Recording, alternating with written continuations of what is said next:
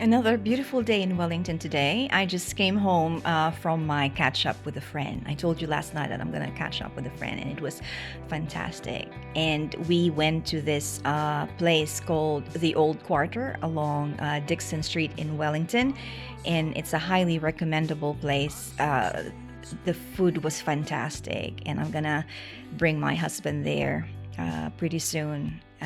Really, really delicious, great value for money in terms of the serving. So that's first my recommendation. Go check it out if you're in Wellington, the Old Quarter along Dixon Street. Me and my friend enjoyed a lot, and we took our time. If you go without booking, go early. They open at 11:30 in the morning, but as soon as they open, in between 15 to 20 minutes, you already see that people start to come in. It would be great if you book, if you are more than two people who would like to eat together. So booking would be, I think, be necessary. So after we had our brunch in the yummy place, I know there are places that people don't want to go, but I don't know. I love Starbucks. I know. I love Starbucks. I didn't used to love Starbucks, but as I grew older, I love Starbucks. You know why?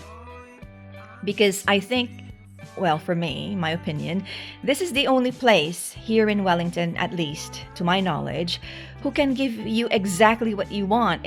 For example, I don't want to have milk because I'm lactose intolerant. I need oat milk or soy or almond milk.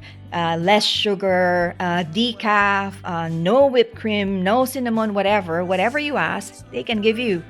That's what I like about Starbucks. Of course, you have to pay for all the alterations from your order, but that's fine.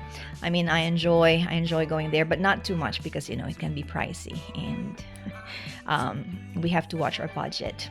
So after a really nice chat, we chat with my friend. Well, what did we chat about? We talked about many things also. We talked about traveling because I love to travel. It's like travel for me is my therapy. Instead of going to a shrink, I try to coach myself because I'm also a certified life coach. So I try to coach myself and, walk the talk and all of those things. But eventually, I will need something therapeutic for me to replenish my energy, right? And I've always found that travel does that for me. My last travel was in 2023 when I visited my kids in Europe, and that was fantastic. So I'm not rich, really. I'm just a working person. So it means that if I want to travel again, it might take a while because I need to save some money, and that would be maybe, realistically speaking, in 2027. And that was what me and my friend were talking about, maybe plan where to go, save money, and maybe we could even go together because my friend said, she's not really great at organizing travel, but I am. I mean, my family appreciates it when we travel. If we have the opportunity to travel, and I arrange the itinerary down to the last detail, and I'm pretty good at saving a lot of money when traveling. I do my research, so that's another. But what I want to share with you is this idea. On my way to getting the Uber home, that's another thing I want to talk about. I'm not rich, but I take Uber. Why? Because with the economic downturn in New Zealand, and I've spoken to a lot of Uber drivers, and it's really tough. They're really having a hard time. What used to be so lucrative about 2 or 3 years ago is no longer the case. Some Uber drivers would say it started during the COVID pandemic, but then it never quite recovered.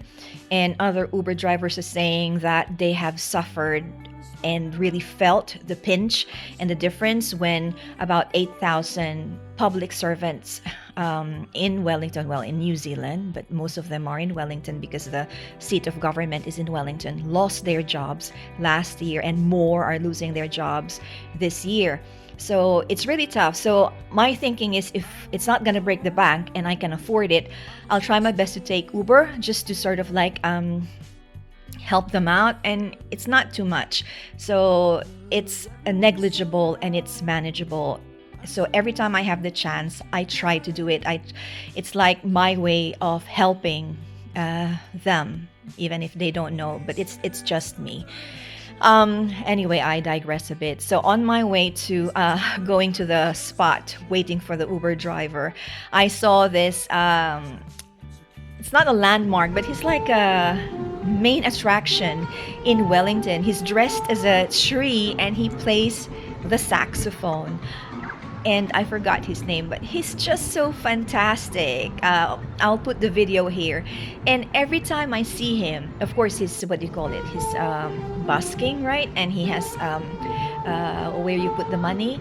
I always feel good when I see people like this. They're trying to do their part in earning money, and there's no harm in that. They're not forcing people to give them their money, they're not holding up people or mugging people. They're putting smiles on people's faces because when he performs, even the kids in his attire as a tree playing the saxophone, who wouldn't smile when you see one, right? And he's fantastic. So if you're in Wellington and you see him, please do help him and put some money in his container.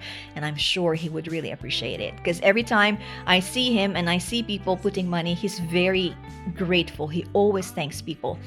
And there's another thing that I want to talk to you about. Some parts of Wellington, or maybe I don't know if this is happening in your country, or maybe in Auckland, there are some traffic stops where when you stop, people come to you and try to clean your windshield. And some people I hear and see their facial expressions, if it's not us who these people go to, but other cars, there's the face of annoyance. But I tell you, these people are trying to do something decent. Some people are call it panhandling, but I don't. It's so much better for these people to wipe or wash the windshield. And is it going to break the bank if you give them $1 or $2? I don't think so. It's something you wouldn't even feel, and in that way you're helping each other and you're keeping the place safe. They're not muggers, they're not criminals. They're just trying to get by, and every little dollar that you give them, I'm sure would help. So instead of arguing like, please don't do that, please don't clean the windshield, why don't you just let them do their job and show appreciation by giving them $1 or $2? I think that's not a bad idea. Now the main part. Finally, the Uber driver came, okay? And I was talking about how the situation is, how the economy is really getting bad. But I got the surprise of my life because he's such a brilliant young man. The way his perspective was, he sees things in a very different light. And I really appreciated the way that he talked about what a person can do, that in life, it's a game. It's a game where always there'll be winners and losers, which is correct. It's just a matter of how you play the game. And life is a game. It's tough to say that, but that's the truth. And I asked him, I said, hey, this is such an interesting chat between us. Would you mind if I film you? And he said, no, just film me, but don't film my ID or anything. I said, no, I won't even film your full face. And it is true. It's a matter of what will you do? Some days you're gonna win, some days you're gonna lose. But some people are such good at playing the game of life that they find themselves winning more than losing. So what are you? What are you going to do about that game?